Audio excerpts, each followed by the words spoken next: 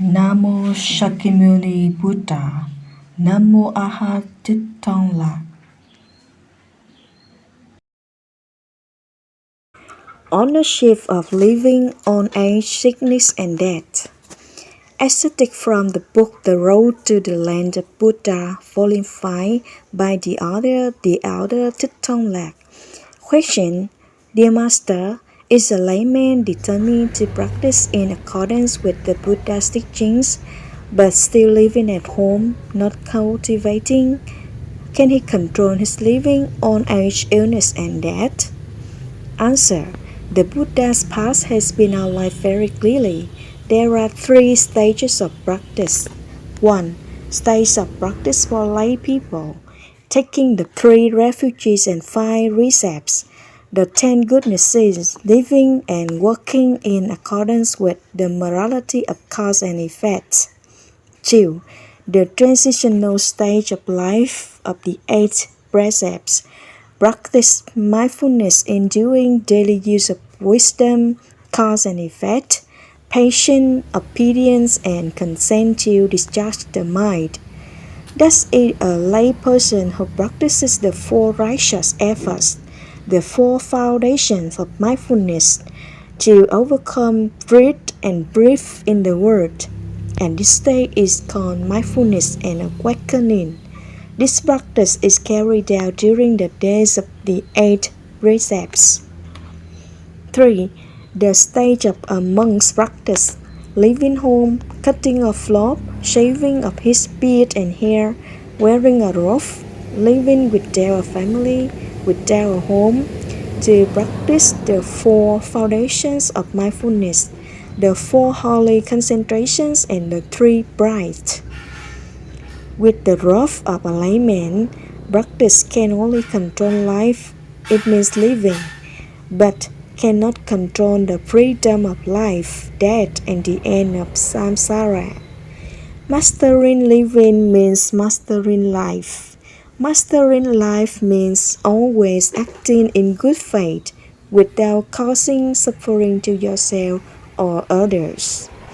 A lay person who still lives at home and cultivates can only have a peaceful soul and cannot go any further.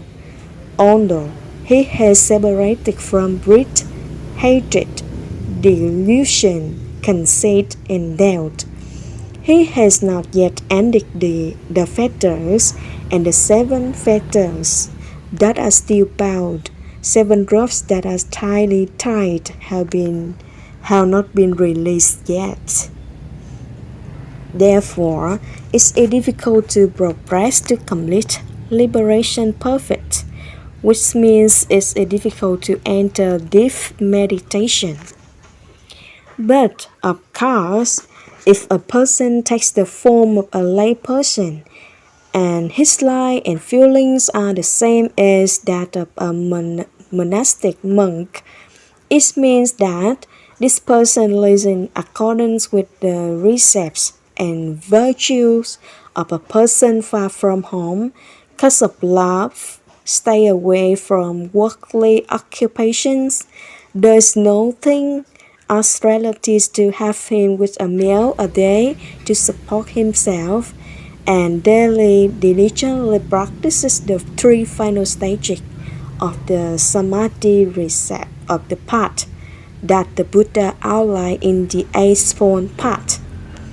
This layman will master his living on age, illness, death, and end samsara like a true monk. On the contrary, a monk or a lay person, even though takes the form of a monk, leads to violate the precepts, breaks the precepts, and practices according to the methods of the pagan religion. He will never be the master of living on age, sickness, or death. Their souls are not liberated. Their temperaments are still filled with impurities of greed, hatred, delusions, conceit, and doubt. This monk cannot be compared with a lay person who knows how to live with the wisdom and cause and effect. Knowing how to prevent evil from killing evil is taught in the Four Righteousness Sutra. The soul of this layman is serene, peaceful, and much more innocuous. The monk who did not practice in accordance with the Buddha's teachings and precepts was not liberated, but also owned the debt of the benefactor. The thousands of aeons he had to pay the debt of cause and effect. We don't know when it will end. You look at those giant temples. The sweat and tears of so many devotees contributed until the solid temples burned down like ashes. The debt to the benefactors would be paid up. If it lasts forever with space and time, then that debt will last forever and forever. Do not be proud to say your master's solid temple is your right merit, but it is your great debt. If it still exists, you will still be in debt. If it's gone, then you will be out of debt. Therefore, if a monk knows how to practice and discharge his mind according to the Buddhist path, they are very afraid of the death of the donors. If so, will Buddhism no longer have anything in this world?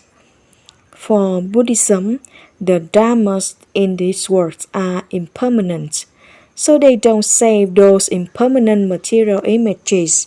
It wastes money, sweat, and tears of people. Buddhism only saves people, a noble and beautiful soul, a morality that does not hurt oneself, others, or on sentient beings. On this planet, if people have wisdom, it means they have eyes. They will observe what remains and call it Buddhism. Then it's not Buddhism, but it's a Brahminism. Even the Buddhist monks today, they are also mistaken because they are Buddhist monks, but in fact, they are Brahmin monks.